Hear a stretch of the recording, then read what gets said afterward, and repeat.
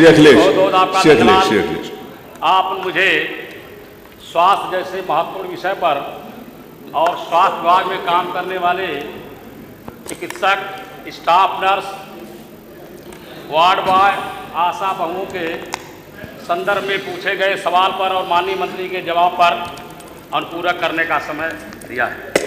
माननीय अध्यक्ष जी, माननीय मंत्री जी ने जो जवाब दिया है कि संविदा कर्मियों को उनके संतोषजनक कार्यों को देखते हुए उनकी सेवा का विस्तार किया जाता है। माननीय मंत्री जी, हम पूछना चाहते हैं कि उनके सेवा विस्तार तो आप करते हैं, लेकिन उनके मानदेय में वृद्धि करने का भी कोई योजना आपके पास है कि नहीं? दूसरी बात माननीय मंत्री जी, ये जो आउटसोर्सिंग के कर्मचारी हैं, माननीय अध्यक्ष जी, उनका व्यापक पैमाने पर शोषण किया जाता है। 11 महीने के लिए उनके निविदा करके जिस सेवा प्रदाता कंपनी को आप निकालते हैं, सेवा प्रदाता कंपनी 1 साल मोटी रकम लेकर के आउटसोर्सिंग के आधार पर कर्मियों की पोस्टिंग करती है और दूसरे साल जब दूसरी सेवा प्रदाता कंपनी को मिल जाता है ठेका, तो अभी मोटी रकम लेकर के दूसरे लोगों को पोस्टिंग करती है। इस तरीके से न तो उनके पास गुणवत्ता के आधार पर पोस्टिंग करने की कोई नीति रहती है, न तो काम करने वाले लोगों को अपने भविष्य के लेके कोई निश्चिंतता रहती है। तो इस आधार पर कार्य भी प्रभावित होता है और आउटसोर्सिंग के कर्मचारी व्यापक पैमाने पर सेवा प्रदाता कंपनी के शोषण का शिकार होते हैं।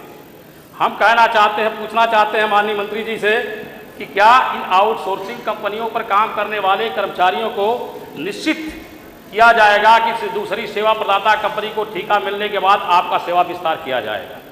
दूसरा माननीय अध्यक्ष जी, उदाहरण के रूप में हमारे जनपद में आजमगढ़ मेडिकल कॉलेज में पिछले सालों से लगातार 110 कर्मचारी काम करते थे, वार्ड बॉय के रूप में, टेक्नीशियन के रूप में, ड्राइवर के रूप में, गार्ड के रूप में। और पिछली बार आपकी नई पॉलिसी के आधार पर जिस सेवा प्रदाता कंपनी को ठेका दिया गया, उसने 110 लोगों की छटनी कर दिया।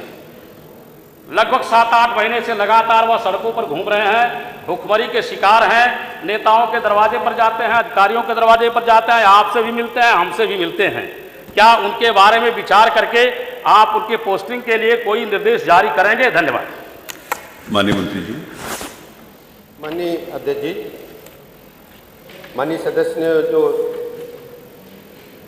सवाल उठाया है, उस पर हमारी सरकार ने आउटसोर्सिंग के लिए एक कॉरपोरेशन बनाए जाने की घोषणा की है, वो प्रक्रिया में है।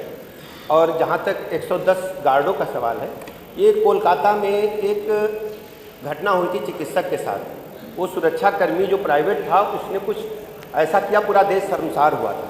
तो हमारी सरकार ने निर्णय लिया कि हम प्राइवेट गार्डों को, एजेंसी को हटा के भूतपूर्व सैनिक निगम को काम देंगे, जहाँ जहाँ उसका एग्रीमेंट पूरा हो गया है। तो भूतपूर्व सैनिक निगम को हमने वहाँ आजमगढ़ में काम दिया है। भूतपूर्व सैनिक निगम की आवश्यकता यह है कि वहाँ सेना से रिटायर लोग रखे जाते हैं। वो एक सैनिक निगम एक सरकारी संस्था और सेना के जो जवान होते हैं, प्रशिक्षित होते हैं, वो ऐसा कोई कार्य करने से 10 बार हिचकते हैं। उनको मतलब माना जाता है कि बेहतर काम सुरक्षा का भी करेंगे और एथिक्स का भी ध्यान रखेंगे, इसलिए वो गार्ड टहल रहे हैं। आपकी बात जायज़ है, हमने बार बार उनको कहीं न कहीं एडजस्ट करने के लिए कहा है, लेकिन जो सेना के सैनिक निगम के गार्ड होते हैं, वहाँ वो एडजस्ट नहीं हो सकते हैं। ये जो आउटसोर्सिंग के कर्मचारी थे, वह बेचारे जिनकी ज़मीनें मेडिकल कॉलेज के निर्माण में अधिकृत की गई थी, उन परिवारों से लोग हैं और कोरोना काल में भी उन्होंने सेवाएं की और कभी भी उनकी सेवा में किसी कमी की वजह से उन्होंने कहीं ना कहीं एडजस्ट करेंगे बोला, उनके ऊपर कृपा करनी चाहिए। मैं आपको वो बोला, वो आप वही बात करें। आजमगढ़ मेडिकल कॉलेज जो बना था, जिनकी जमीनें गई थी, उनके आश्रितों को सेवा मिली, यही है ना।